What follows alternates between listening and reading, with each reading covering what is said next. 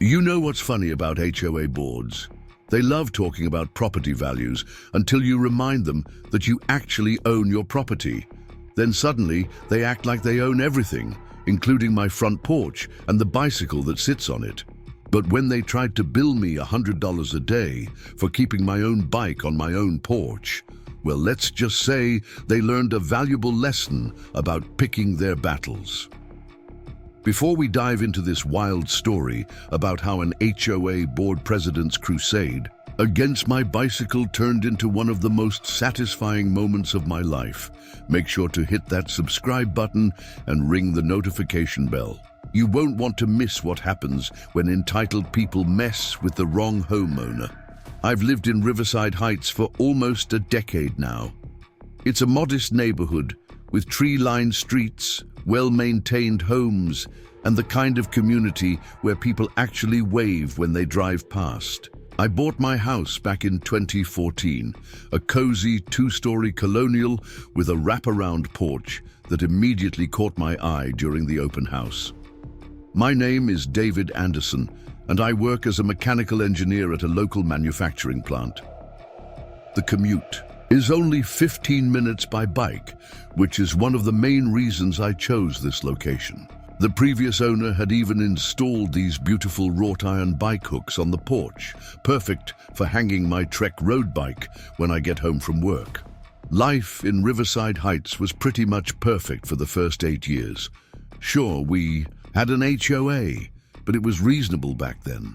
Old Mr. Harrison ran it with a light touch, making sure nobody painted their house neon green or turned their front yard into a junkyard.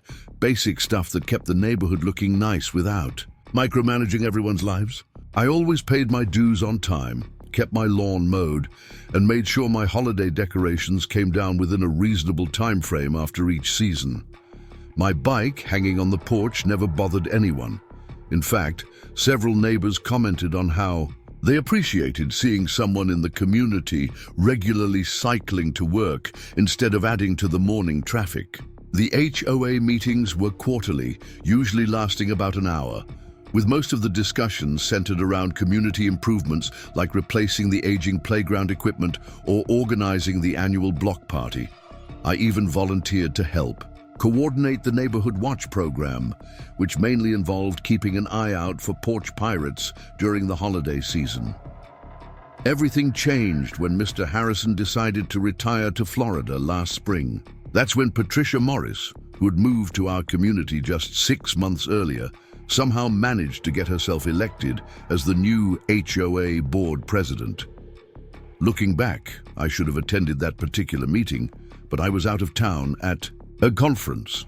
Only about 20% of homeowners showed up to vote, and Patricia won by a margin of just 3 votes.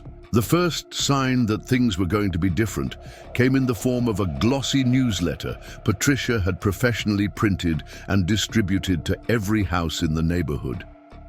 It was 12 pages long, yes, 12 pages, and filled with what she called community enhancement initiatives. Most of it was harmless stuff about organizing more social events and starting a neighborhood garden club. But there, buried on page 9, was a small paragraph that would eventually lead to this whole mess. The board is implementing new aesthetic guidelines for front porches and visible entryways. All personal items, including but not limited to sports equipment, recreational vehicles, and bicycles, must be stored in garages or backyards out of public view. When I first read that paragraph, I actually laughed. My bike had been hanging on my porch for 8 years without issue. The hooks were professionally installed, the bike was well maintained, and it actually added character to my home's appearance. Besides, the HOA couldn't just arbitrarily create new rules without a proper voting process, or so I thought. I continued my daily routine, cycling to and from work, hanging my bike on its usual hooks, and enjoying my morning coffee on the porch while watching the sunrise. The newsletter got filed away with other HOA paperwork, and I didn't give it another, you thought, Then, one Wednesday morning in April, I found an official-looking envelope taped to my bike's handlebars. Inside was a printed notice with the HOA letterhead, informing me that I was in violation of the newly adopted community standards regarding personal item storage. The notice gave me 48 hours to remove the bike from my porch or face a fine of $100 per day. I remember standing there, coffee mug in hand, reading and rereading that notice while trying to process the absurdity of it all. My porch, my bike, my property. And somehow, this was suddenly a violation worthy of a $100 daily fine. What made it even more ridiculous was that I could see Patricia's house from where I stood. Her front porch had 2 large rocking chairs, 3 potted plants, a decorative wind chime, and one of those cutesy welcome signs with a quote about family. Apparently, those personal items didn't fall under the new guidelines. As I was examining the notice, my neighbor Mark Sullivan walked by with his dog. He stopped when he saw my expression. "Let me guess," he said. "You got one too." "Two?" I raised an eyebrow. "What did they hit you with?" Mark pulled out his phone and showed me a similar notice he'd received the day before about his kid's basketball hoop in the driveway. "Patricia's on some kind of power trip," he said, shaking his head. "She's been handing these out like candy all week." I folded the notice and slipped it into my pocket. "Well, they can't just make up rules without a proper vote, right?" Mark's expression turned serious. "You might want to check the HOA bylaws carefully, David. Patricia's been telling everyone that the board has emergency powers to implement temporary rules for community enhancement." I thanked Mark for the heads up and went inside to get ready for work. But as I rode to the office that morning, my mind was already working on what to do next. If Patricia Morris wanted to play games with people's property rights, she was about to learn that she'd picked the wrong homeowner to mess with. If you're enjoying this story about standing up to HOA overreach, make sure to hit that subscribe button and give this video a thumbs up. You won't want to miss what happens next, because this is just the beginning of how one bicycle on a porch turned into an all-out war with an HOA board that didn't know when to quit. That Thursday morning, after receiving the notice, I decided to take a closer look at Patricia Morris's rapid rise to power in our community. Over breakfast, I pulled up the neighborhood's private Facebook group, which had become Patricia's personal announcement platform since taking over as HOA president.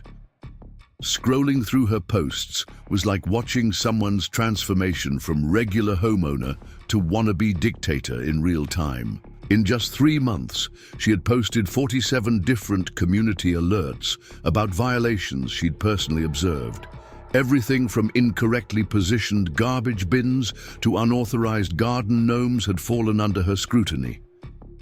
But what caught my attention was how she described herself in her profile.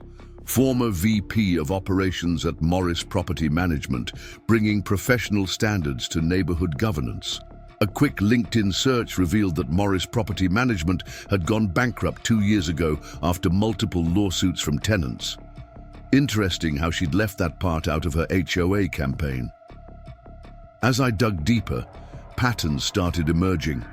Patricia had moved to Riverside Heights after selling her previous home in Diamond Creek Estates, another suburban community about 20 miles away. A few Google searches revealed numerous local news articles about conflicts between that HOA board and homeowners, with Patricia's name appearing in several heated community forum discussions. I was still reading when my phone buzzed with a text from Mark. "Emergency HOA meeting called for tonight, 7 p.m. at the community center. Might want to be there." The timing wasn't a coincidence. Patricia had scheduled this meeting less than 24 hours after distributing violation notices throughout the neighborhood. Classic shock and awe tactics. Overwhelm people with threats of fines, then immediately call a meeting where they'll be too flustered to organize any effective opposition. I arrived at the community center 10 minutes early to find the parking lot already full. Inside, the usually empty meeting room was packed with concerned homeowners, many of whom I recognized as recent recipients of violation notices. Patricia sat at the front table, wearing a crisp business suit that seemed overdressed for a neighborhood meeting, flanked by Helen Wright, our new HOA secretary, and two other board members I didn't recognize. "Good evening, everyone." Patricia began exactly at 7 p.m., her voice carrying that artificial sweetness that set my teeth on edge. "We've called this emergency session to address some concerning trends in community standards." She gestured to Helen, who began distributing thick packets of paper to everyone present. "What you're receiving," Patricia continued, "is our comprehensive new community aesthetics and standards guide.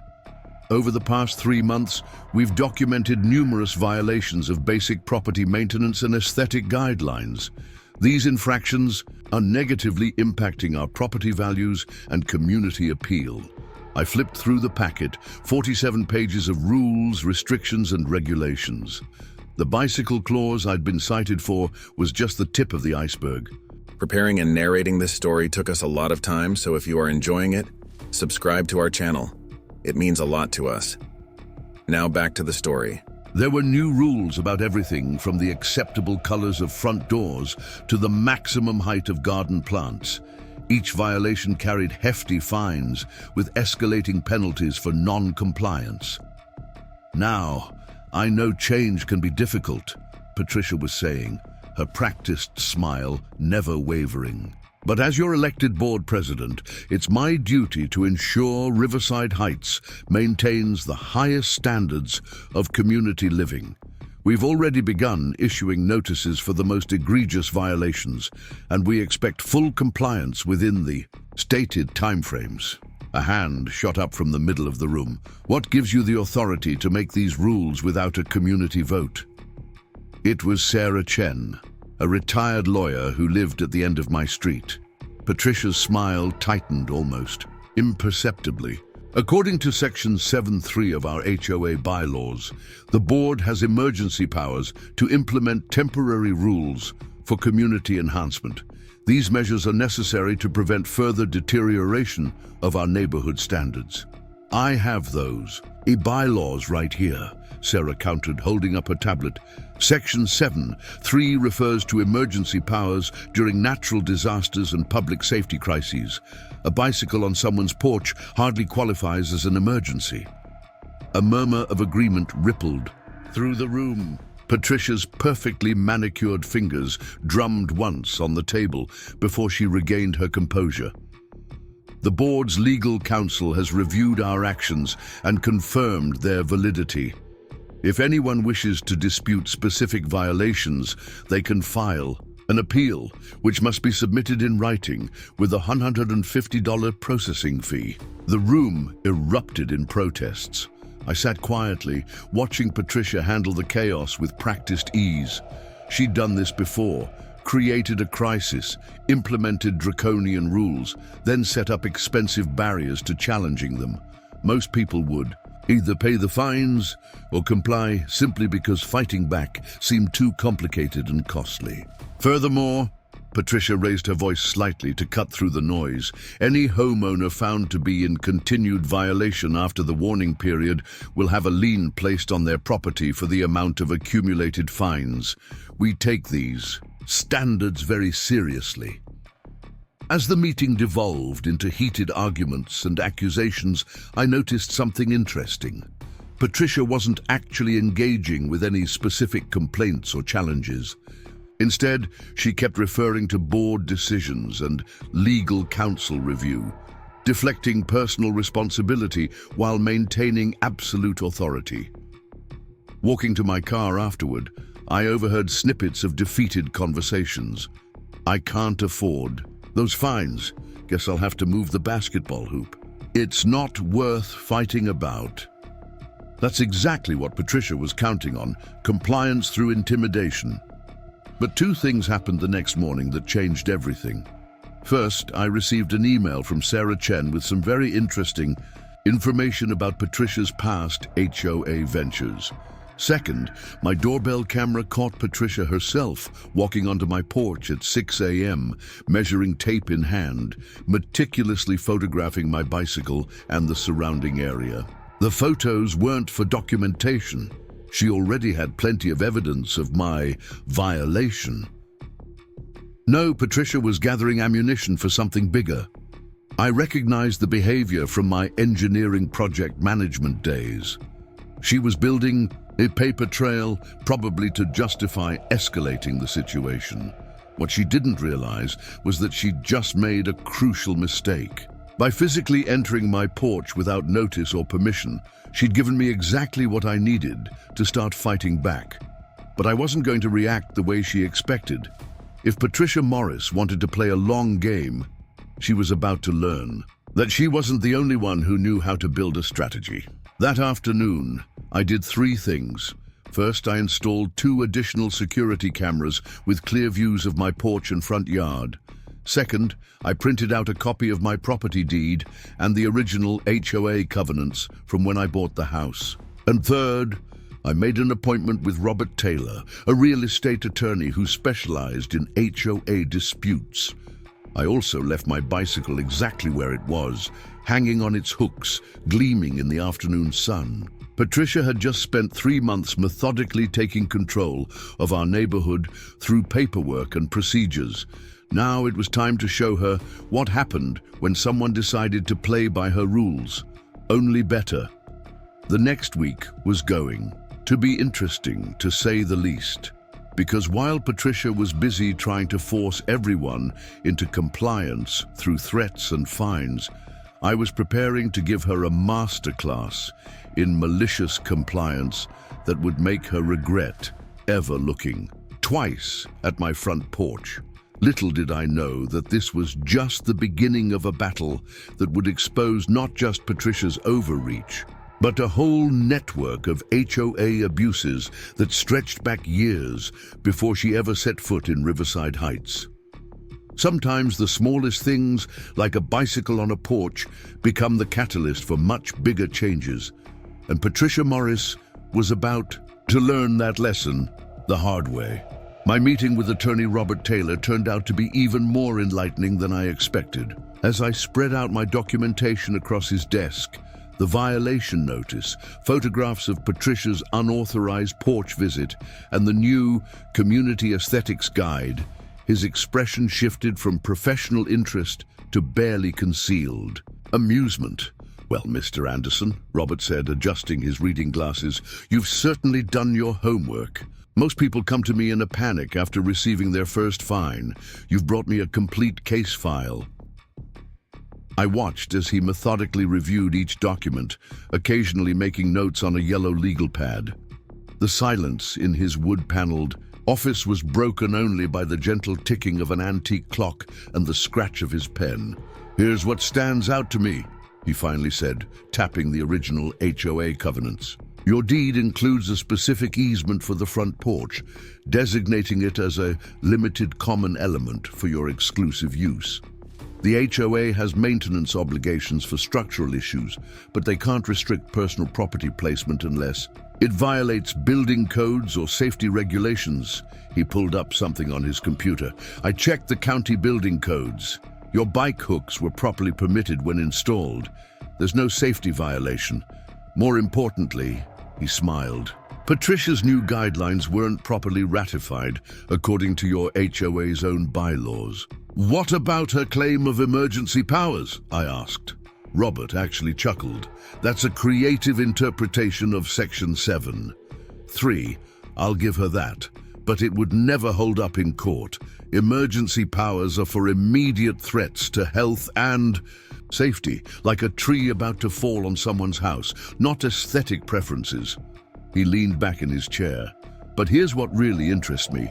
Patricia's unauthorized entry onto your porch? That's trespassing. The fact that she did it at 6 a.m. without notice or legitimate HOA business, that could be construed as harassment." I nodded, thinking about my security camera footage. "So what's our next move?" "Well," Robert said, "we could file an immediate cease and desist challenge the validity of the new guidelines, and demand removal of any violation notices. That would probably work. He paused, studying my expression, but something tells me you have something else in mind. I smiled. Patricia's playing a long game, building up paper trails and pressure to force compliance. I think it's time someone used her own tactics against her. Over the next hour, we developed a strategy that would give Patricia exactly what she claimed to want: meticulous documentation and adherence to rules. Just not the rules she was expecting. The next morning, I sent a certified letter to the HOA board requesting complete copies of all meeting minutes, financial records, and board member credentials for the past year. As a homeowner, I had a legal right to review these documents. The letter cited specific state statutes regarding HOA transparency and included a reminder that they had 10 business days to comply. I also submitted a formal request for clarification on 17 different sections of the new guidelines, each carefully worded to highlight inconsistencies and potential legal issues. If Patricia wanted to play bureaucrat, I'd bury her in bureaucracy, making sure every interaction was documented, every request properly formatted, and every response, or lack thereof, carefully logged. While waiting for responses, I did something that I knew would drive Patricia crazy. I cleaned and polished my bike to a mirror shine, added some new safety reflectors, and left it exactly where it was. But I also installed a small, weatherproof document holder next to it, containing copies of my property deed, the original HOA covenants, and relevant building codes, all perfectly laminated and professionally presented. The response came faster than I expected.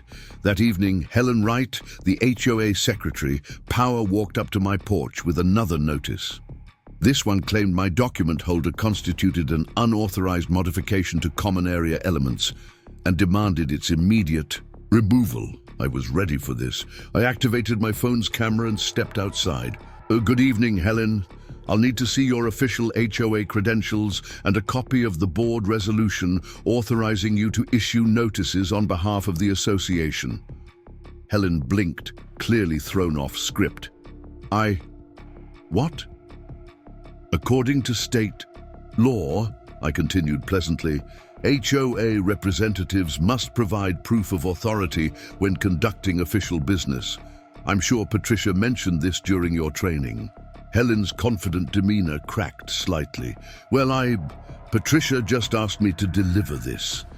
I see, I said, still recording. So you're acting without official authorization. I'll make a note of that. Would you like to submit a signed statement acknowledging this interaction? Or should I just use the video record? She practically fled from my porch, notice still clutched in her hand.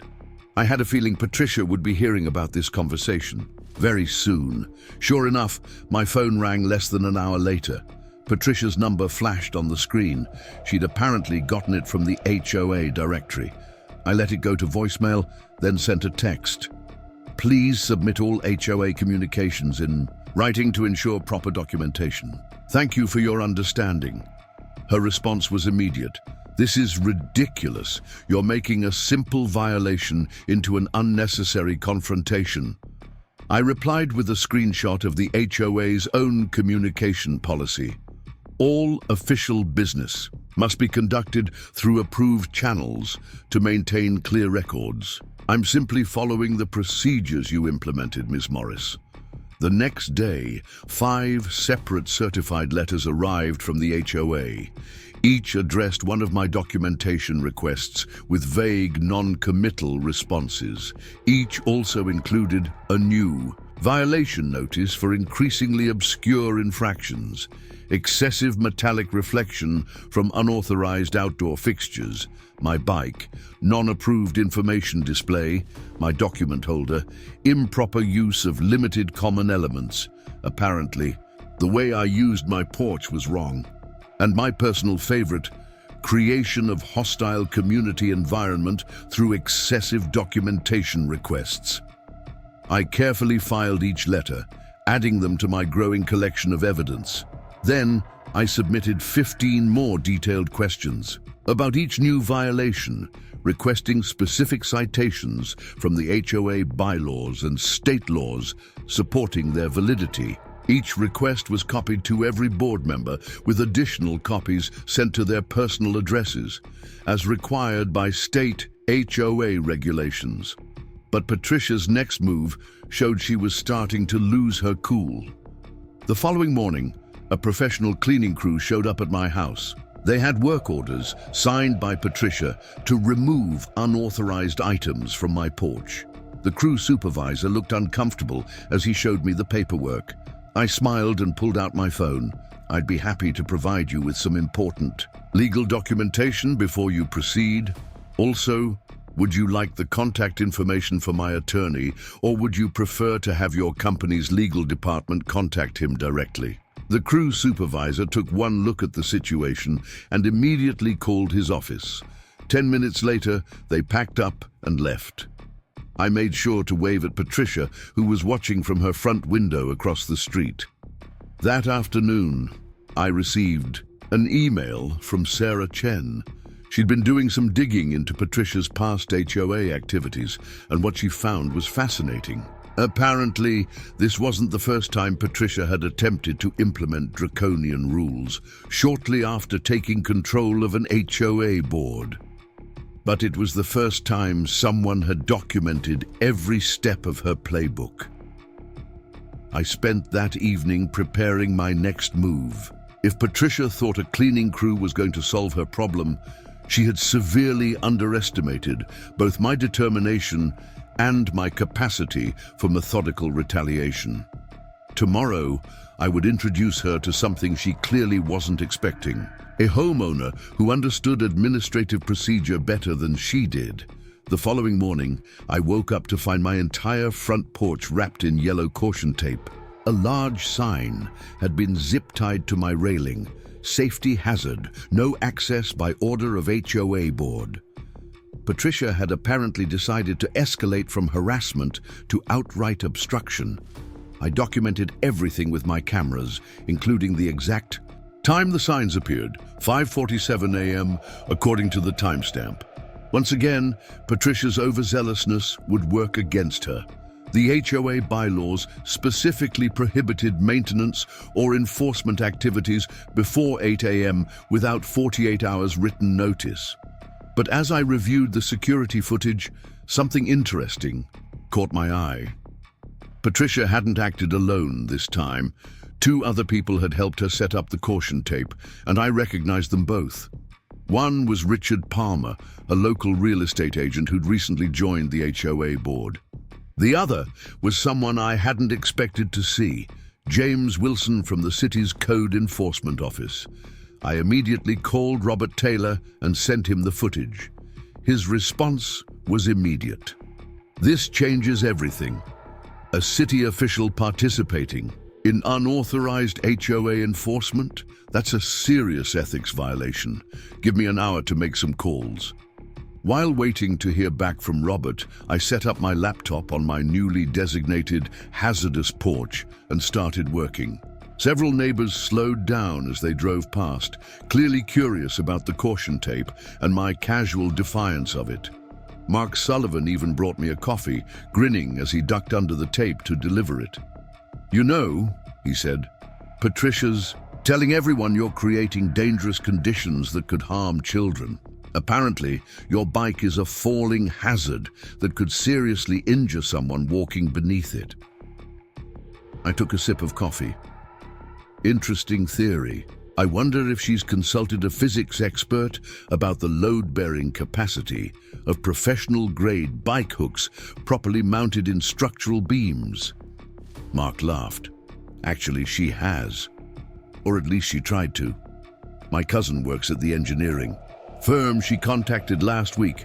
They wouldn't give her the report she wanted, so she's been calling every structural engineer in the city, trying to find one who'll say your bike mount is unsafe. This was valuable information. Patricia was actively seeking expert opinions to support her claims, and apparently failing to get them.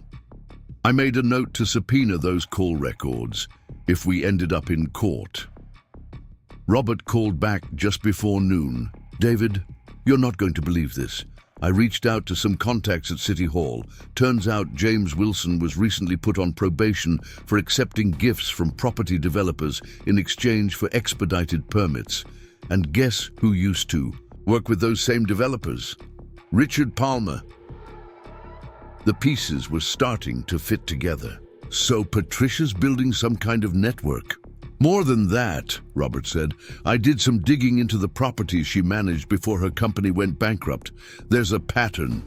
She takes control of HOAs, implements strict rules, generates massive fines, then forces people to sell to approved buyers, usually developers connected to her old business partners. This was bigger than a bicycle on a porch. Patricia wasn't just being a control freak. She was running a sophisticated property scheme.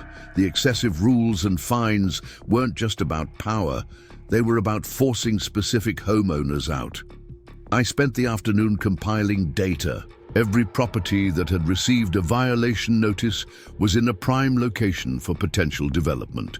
Corner lots, properties with large yards, homes that could be combined into larger parcels. My house sat at the intersection of two main streets, perfect for a small commercial development if someone wanted to rezone it.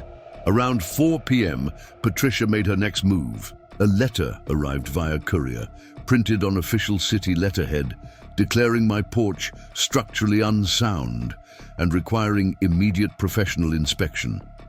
It was signed by James Wilson. I immediately faxed copies to Robert and the city manager's office. Within an hour, the city manager's secretary called to inform me that James Wilson had no authority to issue such notices and had been placed on administrative leave pending investigation. But Patricia wasn't done. That evening, as I sat on my hazardous porch reviewing documents, Helen Wright approached with another stack of violation notices. This time, she brought backup, Richard Palmer and 2 other board members I didn't recognize. David, Helen began, her voice sickly sweet.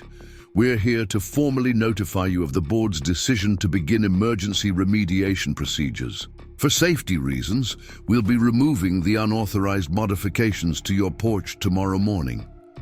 I smiled and pulled out my phone to record. Wonderful. I assume you have all the required documentation. Insurance certificates, contractor licenses, court orders authorizing entry onto private property, and written proof that emergency powers were properly invoked according to Section 7. 3. Richard Palmer stepped forward. Listen, Anderson, you can make this difficult or you can cooperate, but one way or another that bike is coming down. Is that a threat, Mr. Palmer? I asked calmly. Because it sounds like you're suggesting the HOA intends to damage my private property without legal authority. Should I forward this recording to the police, or would you prefer to deliver it to them yourself? They retreated, but not before. Richard muttered something about dealing with troublemakers. I made sure my cameras caught every word. Later that night, Sarah Chen called with more revelations. She'd been contacted by homeowners from Patricia's previous communities. The pattern was consistent. She would target specific properties, generate massive fines through arbitrary rule enforcement, then pressure owners to sell to preferred buyers to avoid legal action. But here's the interesting part, Sarah said. In every case, the properties were bought by shell companies that all trace back to the same investment group. And guess who was on their payroll until last year? Richard Palmer. I was about to respond when my security system pinged. Someone was on my porch. I pulled up the camera feed just in time to see 2 figures in dark clothing attempting to remove my bike hooks with power tools. The camera's infrared clearly showed their faces. It was the same contractors Patricia had sent earlier. I clicked on my porch lights and activated the security system's speaker function. This is a reminder that you are currently trespassing on private property and attempting vandalism. Law enforcement has been notified." They ran, dropping their tools. In their haste to escape, I now had clear video evidence of attempted property damage authorized by the HOA board. The next morning, I filed 3 separate complaints, one with the police department for attempted vandalism, one with the City Ethics Board regarding James Wilson's involvement, and one with the State Real Estate Commission concerning Richard Palmer's apparent conflicts of interest.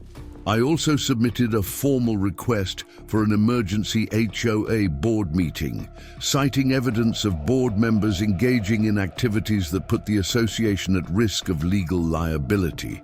The request included printed stills from my security footage and copies of all relevant documentation.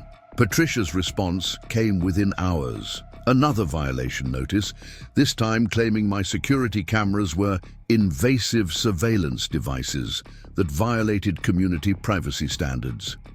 She also attempted to schedule the emergency board meeting for 2 p.m. on a Tuesday, knowing I had an important work presentation that couldn't be rescheduled. I replied with a detailed letter citing state laws protecting homeowners' rights to security systems, along with time-stamped photos of Patricia's own security cameras pointed at her neighbors' properties. I also reminded her that HOA bylaws required emergency meetings to be scheduled with at least 72 hours notice at a time when the majority of homeowners could attend. That evening I noticed increased activity at Patricia's house. Cars came and went, with Richard Palmer and several unknown individuals spending hours inside. Through my front window, I could see them gesturing at documents spread across her dining room table. They were planning something big. But thanks to my cameras and Patricia's own predictable pattern of escalation, I had everything I needed to counter whatever came next. The only question was, how far would she go to force me out of my home? I spent that night preparing for what I knew would be a crucial confrontation. Patricia had shown her hand. This wasn't just about rules or property values. This was about systematic exploitation of homeowners for profit. And she had just picked a fight with someone who had the skills, resources, and determination to expose her entire operation. Tomorrow would be interesting, to say the least. Because while Patricia was gathering her forces for what she thought would be a decisive strike, I was about to unveil evidence that would not only stop her cold, but potentially bring down her entire network of corrupt officials and shady real estate deals. The bicycle on my porch had become more than just a symbol of resistance. It was now the key to unraveling years of HOA abuse and property manipulation. And Patricia Morris was about to learn a very expensive lesson about the dangers of underestimating your opponents. The morning of the emergency HOA meeting arrived with an unexpected twist. At precisely 7 a.m., a large white van marked Municipal Code Enforcement pulled up in front of my house. 3 officials in city uniforms emerged, led by none other than James Wilson, the same inspector who was supposedly on administrative leave. I activated my porch cameras and called Robert Taylor, putting him on speaker just as Wilson approached my front door. The doorbell rang, and I opened it with my phone still recording. "Mr. Anderson," Wilson began, holding up a badge and some official-looking paperwork. "We're here to conduct an emergency safety inspection following multiple reports of hazardous conditions on your property." Through my phone speaker, Robert's voice rang clear. "Mr. Wilson, this is Robert Taylor, legal counsel for Mr. Anderson. Please be advised that you are currently in violation of your administrative leave. Furthermore, any inspection conducted while under suspension would be invalid and potentially constitute harassment." Wilson's face reddened. "This is a city matter, not a legal one. We have reports of—" "Let me stop you right there," Robert interrupted. "I'm conferencing in the city manager's office now. They'll be very interested to hear why you're conducting inspections while suspended." The other 2 inspectors exchanged uncomfortable glances. One of them quietly stepped back, removing his city badge. Wilson noticed and snapped, "Where are you going?" "Sorry, James," the inspector said, "but I'm not risking my job for this. We were told this was an authorized inspection." As the situation unraveled on my front porch, I noticed Patricia standing in her driveway across the street, phone to her ear, watching intently. She was dressed formally, as if heading to an important meeting, but made no move to leave her property. The second inspector also backed away, leaving Wilson alone on my porch. His composure cracked. "You don't understand. The property values in this neighborhood are at stake. That bicycle is properly mounted, fully permitted, and completely legal," I finished for him. "Now, would you like to explain to the city manager yourself why you're here, or should I?" Wilson fled, nearly tripping over himself as he rushed back to the van. As they drove away, I noticed Patricia's expression had shifted from smug anticipation to barely contained rage. She got into her Mercedes and sped off, tires squealing against the pavement. The emergency HOA meeting was scheduled for 7 p.m. at the community center. I arrived early, armed with 3 folders of documentation and accompanied by both Robert Taylor and Sarah Chen. The room was already packed. Word had spread about the morning's events, and nearly every homeowner in Riverside Heights had shown up. Patricia sat at the board table, flanked by Helen Wright and Richard Palmer. 2 empty chairs marked the absence of the other board members who had resigned that morning after receiving calls from their own attorneys. The crowd's murmuring died down as Patricia called the meeting to order. "Before we begin," she announced, her voice tight with controlled anger, "I want to address the disruptive and uncooperative behavior that has been undermining our community standards. Certain individuals have chosen to prioritize their personal preferences over property values and neighborhood aesthetics." Robert stood up. "Point of order, Madam President. According to HOA bylaws, emergency meetings must begin with a clear statement of the emergency situation and evidence supporting the need for immediate action." Patricia's perfectly manicured nails drummed once on the table.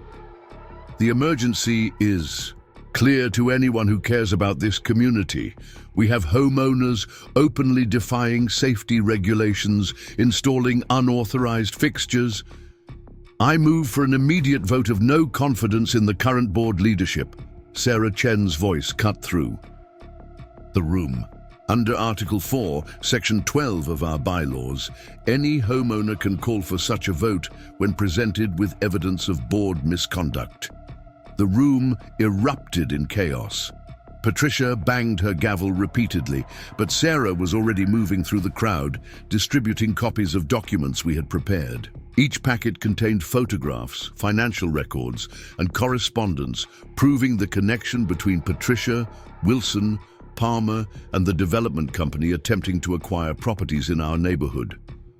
"This is slander!"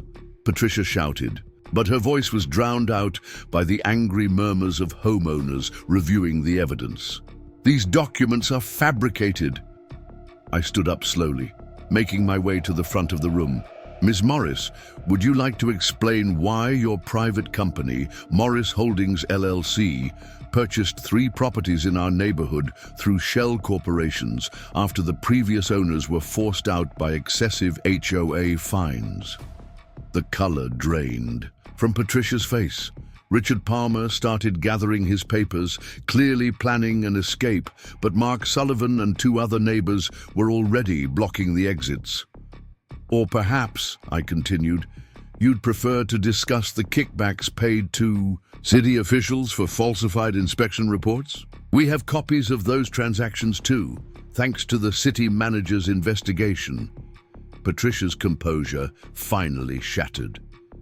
"You think you're so clever with your cameras and your documentation. This neighborhood was perfect before people. Like you started questioning everything. Do you know how much money we could all make if you'd just cooperate with the development plans?" The room fell silent. Patricia's eyes widened as she realized what she'd just admitted. Helen Wright quietly stood up, and walked away from the board table, leaving Patricia and Richard alone. "I believe," Robert Taylor said into the silence, "that constitutes an admission of attempting to manipulate property values for personal gain. Would anyone else like to add their testimony before we proceed with the no confidence vote?" What happened next was better than any revenge I could have planned. One by one, homeowners stood up to share their stories. The young couple who had been fined thousands for their children's swing set. The elderly man threatened with legal action over his medical mobility ramp. The single mother who had been forced to sell her home at a loss after receiving daily fines for landscaping violations. Each story added to the evidence of Patricia's systematic abuse of HOA powers. By the time the police arrived, called by Sarah Chen at the start of the meeting, they had enough witness statements to fill a novel. As officers led Patricia and Richard away for questioning about their real estate fraud scheme, she turned to glare at me one last time. "All this over a bicycle. You could have just complied like everyone else." I smiled. Actually, it was never about the bicycle. It was about standing up to bullies who abuse their power. The bike was just a convenient excuse for you to show your true colors. The aftermath of that meeting reshaped our entire community. The HOA board was completely dissolved and reformed, with new leadership focused on actual community improvement, rather than property speculation. James Wilson resigned from his position with the city, facing multiple charges of corruption. Richard Palmer's real estate license was suspended pending investigation. As for my bicycle, it still hangs proudly on my porch, now accompanied by a small plaque commemorating the great HOA rebellion of Riverside Heights. Sometimes the best way to fight injustice is to simply stand your ground and let your opponents destroy themselves through their own arrogance. The community center emptied slowly that night, with neighbors lingering to talk and share their own stories of resistance. Patricia's network of corruption had finally been exposed, and the relief in the room was palpable. But as I packed up my documents, Sarah Chen approached with a concerned expression. "You know this isn't over, right?" she said quietly. "Patricia may be going down, but she's part of a bigger problem. There are other HOAs, other corrupt boards doing the same thing." I nodded, thinking about all the evidence we'd gathered. "Then maybe it's time to do something about that too. How do you feel about starting a homeowners' rights advocacy group?" Sarah smiled. "I thought you'd never ask." The legal aftermath of Patricia's arrest unleashed a wave of investigations that rippled through multiple communities. Sitting in Robert Taylor's office a week later, I watched as he spread out files from 5 different HOA boards across his massive oak desk. Each of these associations had ties to Patricia's network, Robert explained, gesturing to the stacks of documents. The same pattern appears everywhere: excessive fines, targeted enforcement, forced sales, and properties mysteriously ending up in the hands of shell companies. Local news stations had picked up the story, running segments about HOA abuse and property fraud. My phone hadn't stopped ringing with calls from other homeowners sharing similar experiences. Sarah Chen had transformed her home office into a makeshift command center, coordinating with attorneys and homeowners across 3 counties. Though Patricia and Richard Palmer were facing criminal charges, the real battle was just beginning. The morning mail brought a thick envelope from a prestigious law firm representing the development company behind Patricia's scheme. Inside was a carefully worded letter suggesting that all parties might benefit from a discreet resolution to avoid unnecessary public controversy. I read between the lines. They were offering hush money. The developer wanted this to go away quietly, before anyone could follow the money trail back to their other projects. Robert didn't even try to hide his disgust as he read the letter. "They're scared," he said, tossing the letter aside. "They know we've only scratched the surface. Those shell companies Patricia used, they're connected to at least a dozen other development projects across the state. A knock at the office door interrupted us. Robert's secretary ushered in Jennifer Jiang, a city council member who had reached out after seeing the news coverage. She carried her own stack of files. "You've opened quite a hornet's nest," Jennifer said, settling into a chair. "The city's internal affairs department is in chaos. Turns out James Wilson wasn't the only inspector taking bribes. We've uncovered fake inspection reports dating back 3 years." I leaned forward. "How high does this go?" Jennifer's expression turned grim. "High enough that I've had 2 colleagues suddenly announce early retirement. The development company has deep pockets and deeper political connections." Robert grabbed a legal pad. "We need to move fast before they can bury the evidence. Jennifer, can you get us access to the city's zoning records? I want to cross-reference every property sale in the affected neighborhoods against the shell companies we've identified." As they discussed legal strategy, my phone buzzed with a text from Mark Sullivan. "Emergency meeting at the community center. New board trying to push through rule changes. Get here now." I showed the message to Robert and Jennifer. This was exactly what we'd been worried about. Patricia's allies attempting to maintain control through proxy votes and rushed regulations. The community center emptied slowly that night, with neighbors lingering to talk and share their own stories of resistance. Patricia's network of corruption had finally been exposed, and the relief in the room was palpable. But as I packed up my documents, Sarah Chen approached with a concerned expression. "You know this isn't over, right?" she said quietly. "Patricia may be going down, but she's part of a bigger problem. There are other HOAs, other corrupt boards doing the same thing." I nodded, thinking about all the evidence we'd gathered. "Then maybe it's time to do something about that too. How do you feel about starting a homeowners' rights advocacy group?" Sarah smiled. "I thought you'd never ask." The legal aftermath of Patricia's arrest unleashed a wave of investigations that rippled through multiple communities. Sitting in Robert Taylor's office a week later, I watched as he spread out files from 5 different HOA boards across his massive oak desk. Each of these associations had ties to Patricia's network, Robert explained, gesturing to the stacks of documents. The same pattern appears everywhere: excessive fines, targeted enforcement, forced sales, and properties mysteriously ending up in the hands of shell companies. Local news stations had picked up the story, running segments about HOA abuse and property fraud. My phone hadn't stopped ringing with calls from other homeowners sharing similar experiences. Sarah Chen had transformed her home office into a makeshift command center, coordinating with attorneys and homeowners across 3 counties. Though Patricia and Richard Palmer were facing criminal charges, the real battle was just beginning.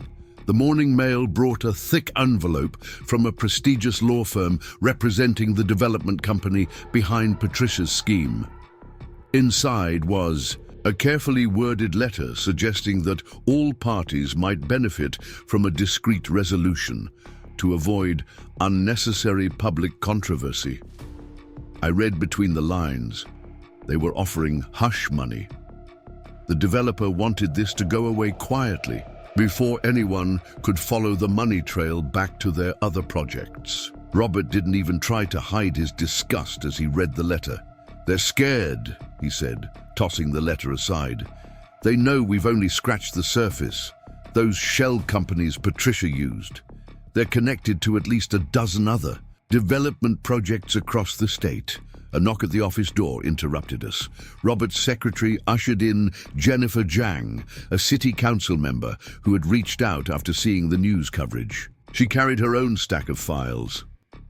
"You've opened quite a hornet's nest," Jennifer said, settling into a chair. "The city's internal affairs department is in chaos.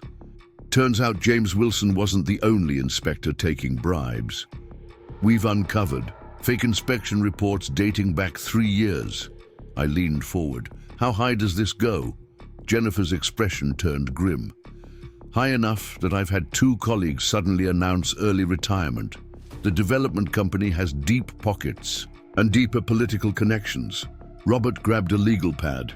We need to move fast before they can bury the evidence. Jennifer, can you get us access to the city's zoning records?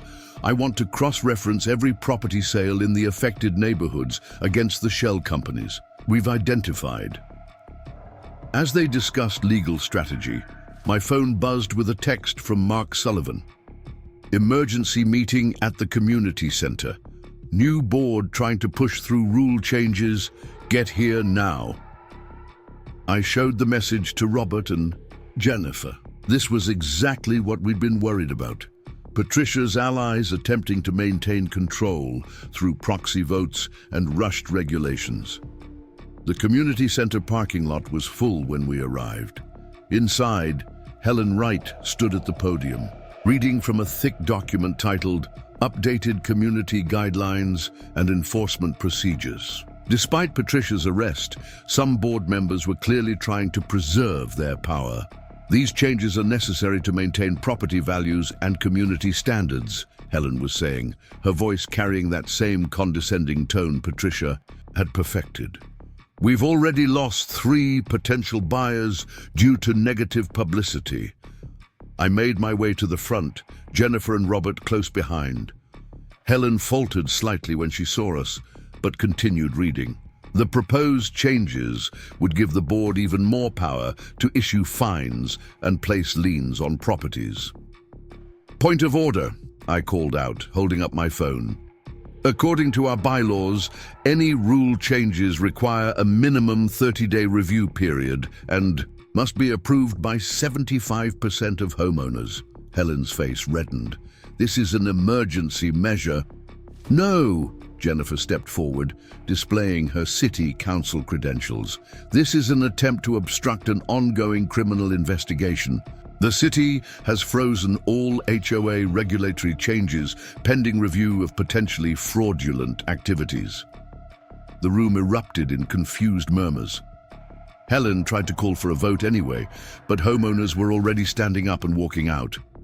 Her power. Play had failed.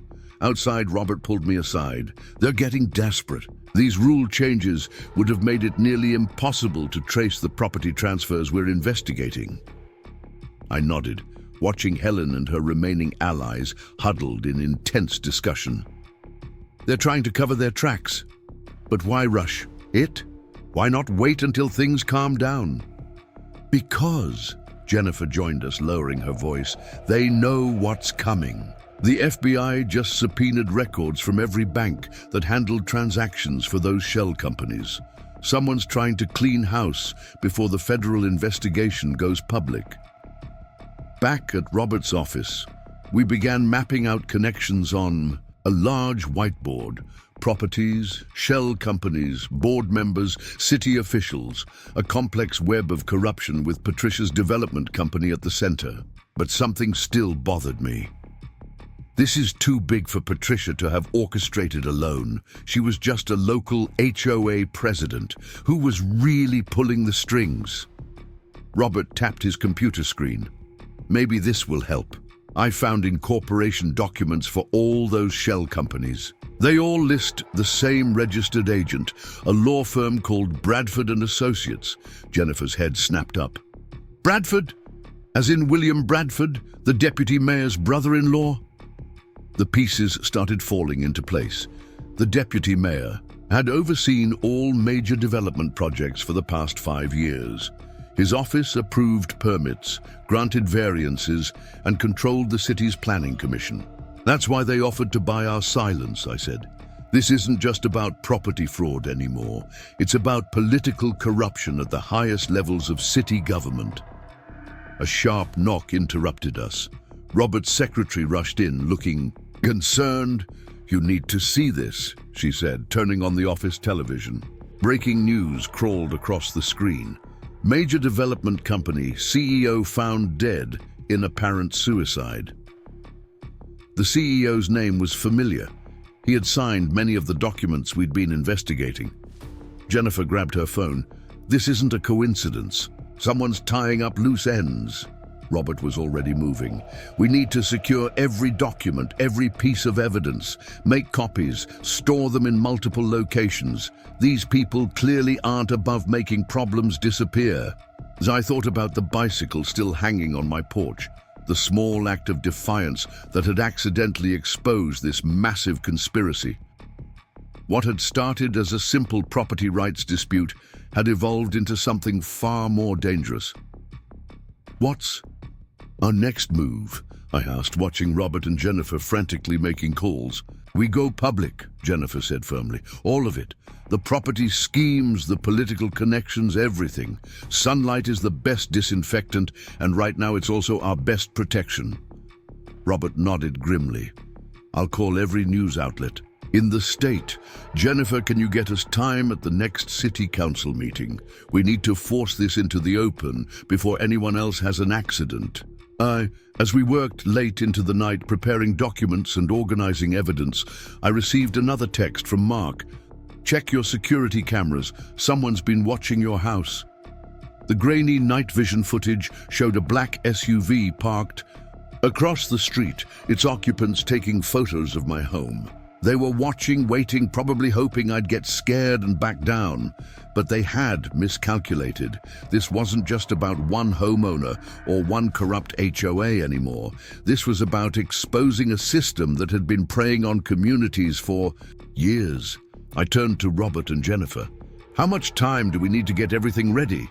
2 days, Robert said. Maybe 3 to organize all the evidence properly. They won't wait that long, Jennifer warned. Not with what we know. I thought for a moment. Then we don't wait either. We release everything tomorrow. All the documents, all the connections, everything we have. Let them try to explain it away. Robert smiled grimly. I'll call my contacts at the newspaper. Jennifer, can you get us police protection? These people have already shown they're willing to go to extremes. As we prepared for what would undoubtedly be an explosive revelation, I couldn't help but think about how this all started, with a simple bicycle on a porch and one homeowner who refused to be bullied. Sometimes the biggest changes start with the smallest acts of resistance, and tomorrow we would show just how far that resistance could reach. The next morning dawned with an eerie calm. Local news vans had already started gathering outside. The city hall, their satellite dishes pointed skyward like mechanical sunflowers searching for light. Inside Robert's office, we were making final preparations for the press conference that would expose everything.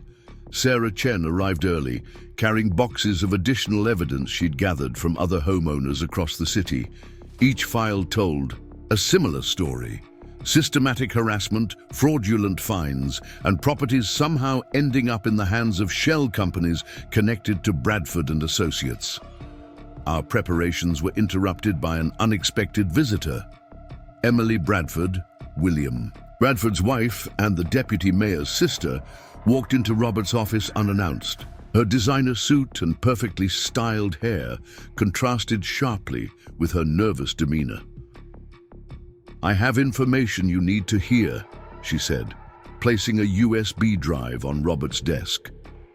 Things that aren't in your files. Things that explain why this goes beyond just property schemes. Robert glanced at me before inserting the drive into his computer. The screen filled with spreadsheets, emails, and photographs, years of carefully documented corruption that went far beyond our initial investigation. William didn't just help them acquire properties, Emily explained, her voice trembling slightly. He helped them hide where the money was really coming from. The development company was just a front for laundering funds from offshore accounts. Jennifer Zhang, who had been quietly observing, leaned forward. Why are you telling us this now? Emily's composed facade cracked slightly. Because they're planning something big. The CEO's death wasn't a suicide, it was a warning. They're cleaning house, and my husband could be next. The implications were staggering. The web of corruption hadn't just ensnared local officials. It had attracted international criminal elements using real estate developments to clean dirty money. Our phones buzzed simultaneously with breaking news alerts. The deputy mayor had just announced an emergency press conference of his own, scheduled 1 hour before ours. They're trying to get ahead of the story, Robert said, already reaching for his phone. We need to move now. The next hour was a blur of activity. Sarah coordinated with other homeowners to gather at City Hall. Jennifer made calls to ensure security would be in place. I contacted every media outlet that had covered our initial HOA story. As we drove downtown, police escorts flanking our vehicles, Emily shared more details. The property schemes had started small. Local developers using HOA pressure to acquire prime real estate below market value. But as the profits grew, it attracted attention from bigger players. They needed someone with political connections.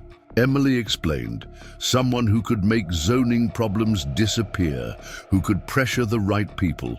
William thought he was just helping developers fast-track their projects. By the time he realized what was really happening, he was too deeply involved to get out. The plaza in front of City Hall was packed when we arrived. The deputy mayor's press conference was already underway, his voice booming through speakers as he denounced baseless accusations and attacks on legitimate business practices. We made our way through the crowd to the designated media area. Robert was reviewing his presentation one last time when a commotion erupted near the podium. William Bradford had arrived, pushing past his brother-in-law's security detail. "Stop!" he shouted into the microphone. "Everything they're about to reveal is true. All of it. I have proof." The deputy mayor's face contorted with rage. But before he could respond, federal agents emerged from the crowd. The investigation we'd sparked had given them the opening they needed to move on much larger targets. For the next 2 hours, we presented our evidence methodically, building an irrefutable case that connected every dot from Patricia's HOA schemes to international money laundering operations. News helicopters circled overhead as more arrests were made. The deputy mayor was led away in handcuffs, still protesting his innocence. Robert handled most of the technical details, explaining how the property schemes worked. Jennifer provided context about the political corruption. Sarah shared stories from affected homeowners.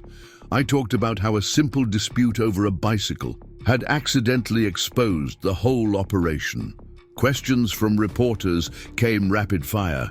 How many properties were involved? How much money was laundered? How many other cities might have similar schemes operating?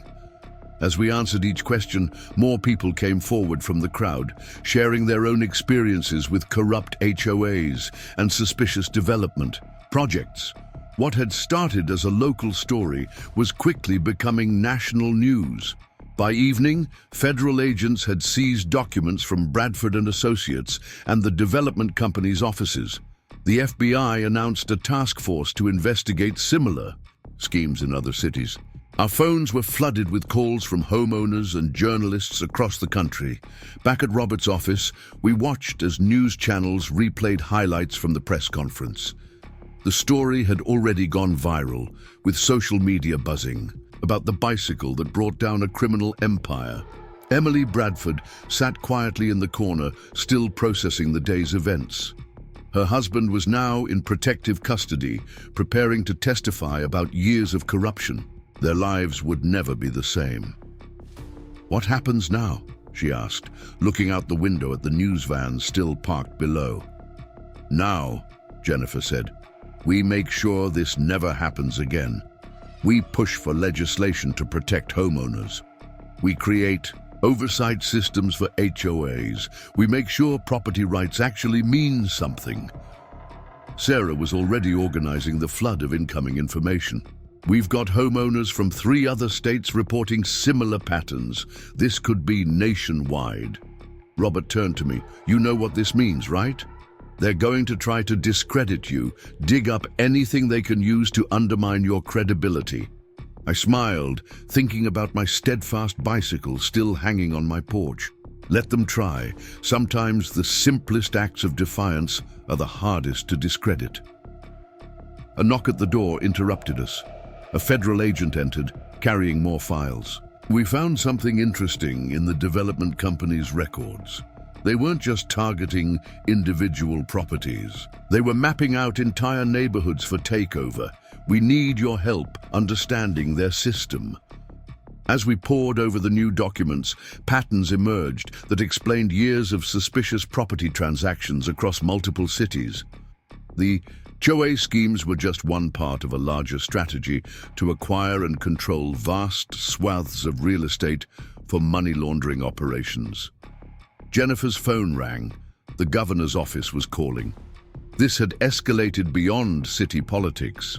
State and federal authorities were now involved, and they needed our expertise to unravel similar schemes elsewhere. Emily stood up suddenly.